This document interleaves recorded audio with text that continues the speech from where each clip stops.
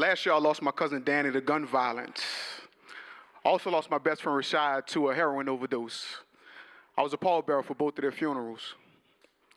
In addition, I welcomed home again my best friend Jared. He's been in and out of jail his entire life.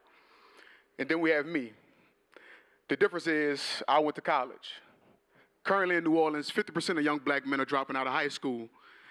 This very trend begins in the 8th grade. This very population is feeding our prison systems. How do we expect young black men to make positive choices if we don't place those positive figures who look like them in the classroom every day? Teachers, some of the most influential people in the lives of a student, yet we don't treat them as such. Currently in this city, less than 3% of all teachers are black men.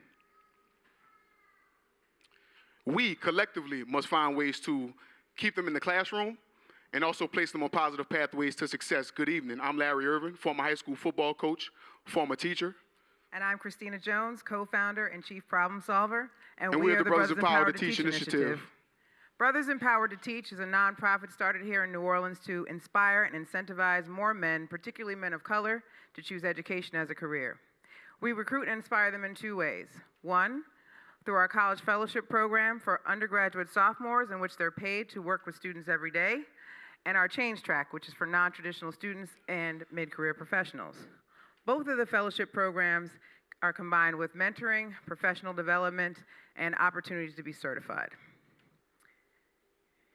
So black men are in high demand, and they have been for some time. And there are teacher recruitment programs that have been trying to fill that demand.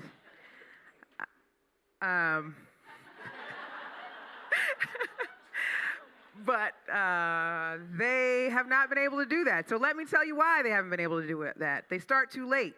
1/3 of black men will drop out of college starting sophomore year, regardless of what school they attend. So if we want to reach them, we have to do it earlier. That is the game changer. And as Larry always says, you can't microwave gumbo.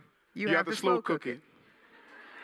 There are 2 issues that keep black men from the classroom. 1, they just aren't considering teaching. And 2, the programs that are available just don't connect with them culturally. First, we have to attach them to working with kids. And then we have to train them to give them the confidence to be incredible teachers. We know we have a solution. Even though our approach may take longer, we know we have a better chance of keeping black men in the classroom. So last year, we tested our model. We wanted to see if we could actually get black men to consider teaching.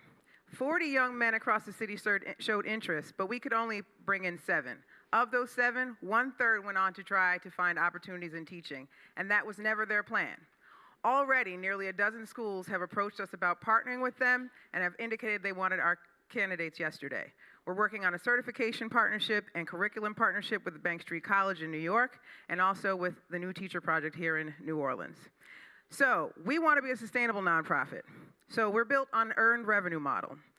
By 2017, we predict that 50% of our revenue will come from fees for our students who are recruited in the classroom positions, as well as contracts for on-school campus support. We already have our first contract in the works, and we're projecting that we'll have 5 schools working with us by 2017. Black men need to start investing in the education of black men. Young men of color need to see people in the classroom who look like them. So over the next 5 years, Brothers Empowered to Teach will place over 100 men of color in the education space in New Orleans alone. This program can not only be catalyst to attracting more men to the profession, but also influencing the mindsets of the students they teach.